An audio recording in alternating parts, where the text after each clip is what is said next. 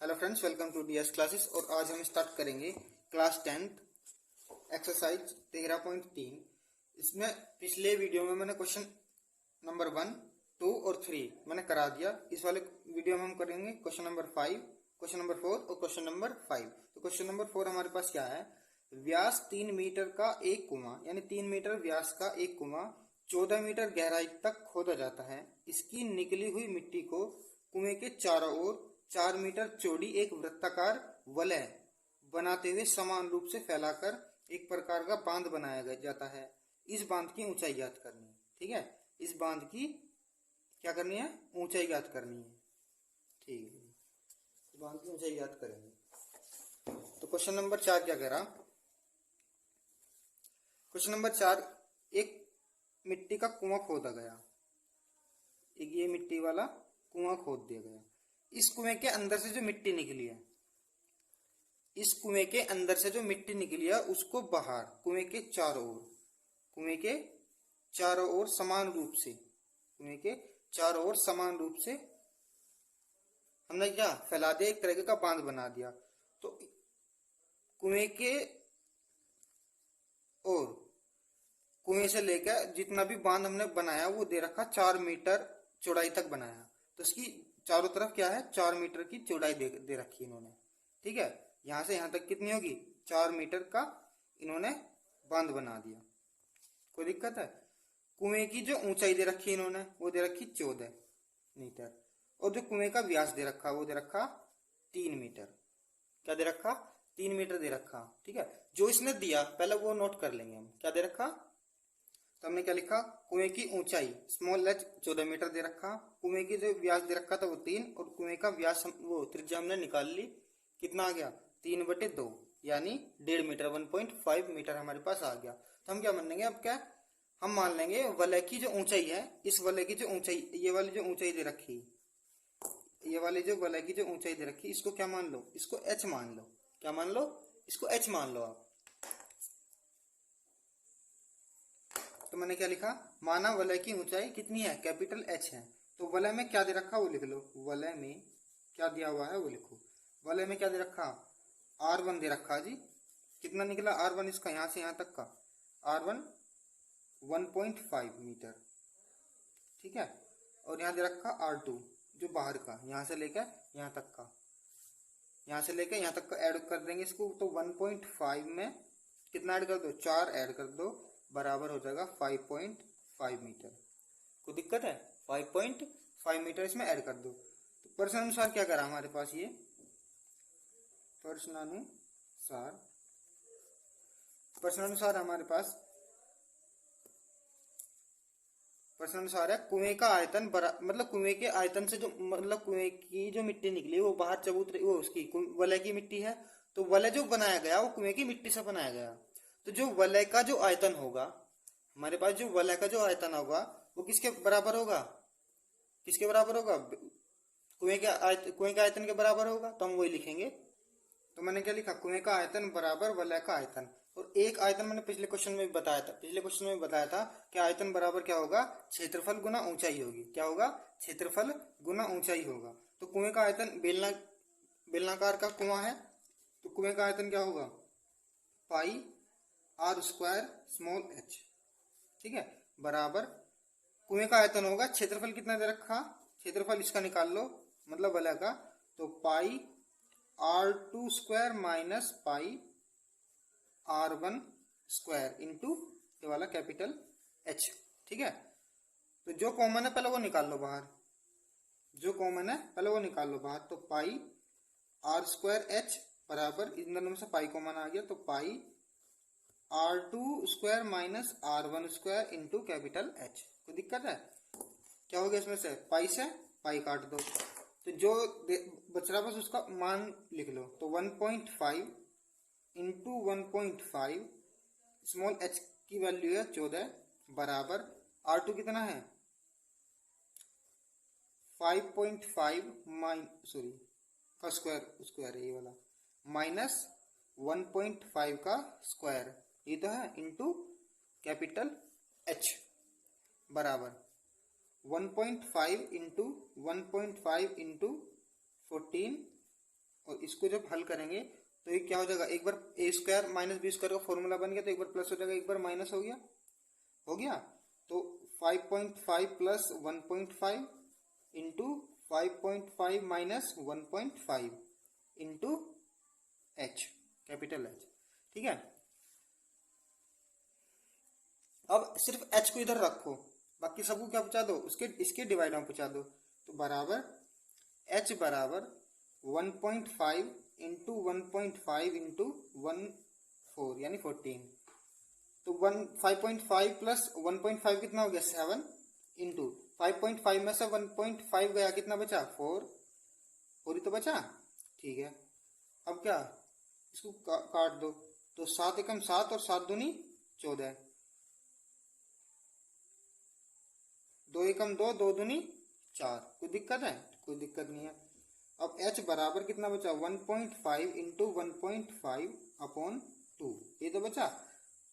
आप 1.5 गुना 1.5 में करेंगे तो आ जाएगा 2.25 डिवाइड बाई 2, 2 से 2.25 को डिवाइड करेंगे तो आ गया 1.12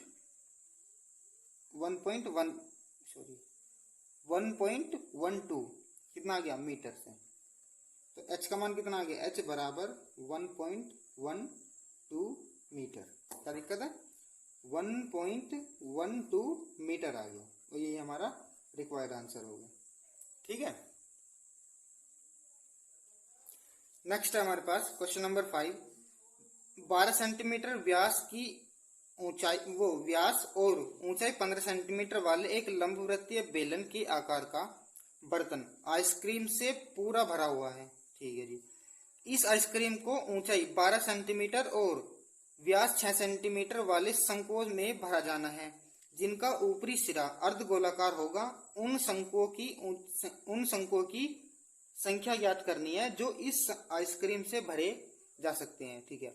एक बेलनाकार टाइप का एक बर्तन है जो आइसक्रीम से भरा है, और हमें संख्या निकालनी शंकुओं की जो आइसक्रीम से भरे जा सकते हैं, ठीक है, जो आइसक्रीम से भरे जा सकते हैं, ठीक है।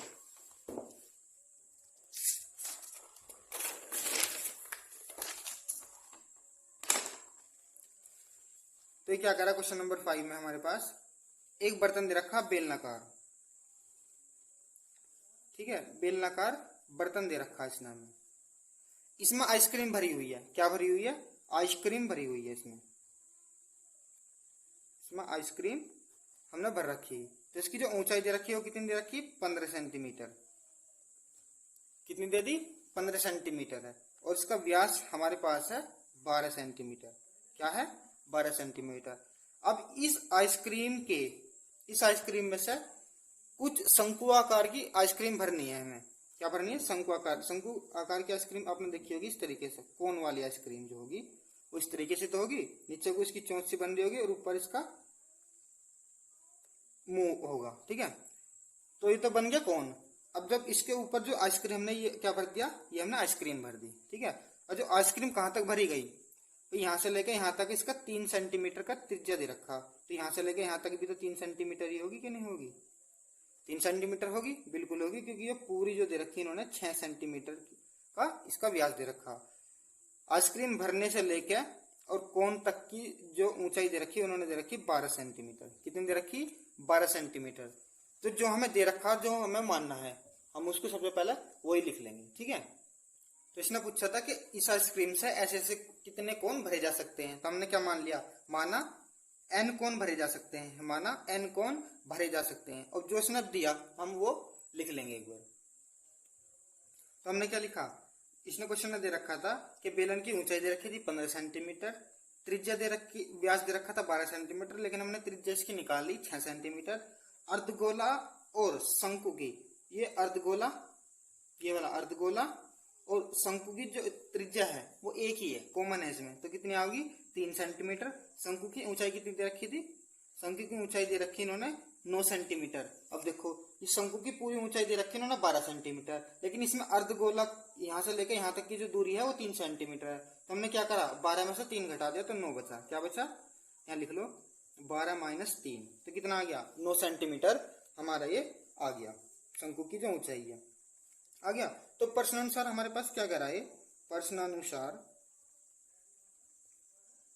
प्रश्न अनुसार करा कि इस डब्बे में से मतलब इस बेलनाकार भाग में से कितनी आइसक्रीम के ऐसे ऐसे कितने कोन भरे जा सकते हैं। तो ऐसे ऐसे एन कोन भरे जा सकते हैं हमने मान लिया। तो एन कोन का आयतन यानी इसके एन कोनों का आयतन बेलन के आयतन के इक्वल होगा, क्योंकि इसमें से आइसक्रीम निकल जाओगी और ऐसे ऐसे कोन भरे जाओगे। तो कितने कोन भरे जा सकते हैं, तो एन कोन का आयतन बराबर बेलन का आयतन। तो हमने क्या लिखा, एन कोन का आयतन बराबर बेलन का आयतन। अब एन कोन का आयतन में क्या क्या है, शंकु है और अर्धगोला है। तो इसको भी थोड़ा सोल्व कर लो। तो अभी हमने क्या लिखा, एन इंटू शंकु का आयतन यानी एन कोन का आयतन, कोन क्या कैसे बना, शंकु प्लस अर्धगोले से बना। तो शंकु का आयतन प्लस अर्धगोले का आयतन बराबर बेलन का आयतन। तो अब सबके जिसके मान हमारे पास है सब यहाँ पे पुट कर दो। तो क्या हुआ, शंकु का आयतन हो गया 1/3 पाई आर स्क्वायर एच प्लस अर्धगोले का आयतन हो गया अर्धगोले का आयतन जो हो गया वो 2/3 पाई आर क्यूब और बेलन का आयतन हो गया हमारे पास पाई आर स्क्वायर एच। तो जिसके मान है वो लिख लो पहले। तो पहले एक काम करो, एन का मान निकालना ना हमें, तो एन को इधर रखो, बाकी सबको क्या पूछा दो, कॉमन लेके इसके डिवाइडर में पूछा दो। क्या करो, एन इधर रखो और कॉमन लेके इसके बेलन के आयतन के डिवाइडर में पूछा दो, हमें एन का मान निकालना। तो एन का मान हमारे पास निकल जाऊगा।